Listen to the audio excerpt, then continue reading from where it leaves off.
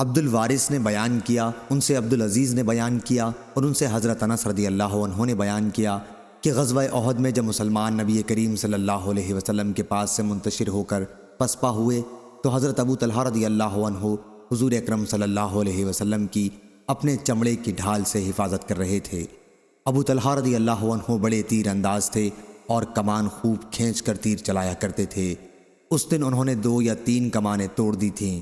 مسلمانوں سے کوئی اگر تیر کا ترکش لیے گزرتا تو حضور صلی اللہ علیہ وسلم ان سے فرماتے، یہ تیر ابو طلحہ رضی اللہ عنہ کے لیے یہیں رکھتے جاؤ۔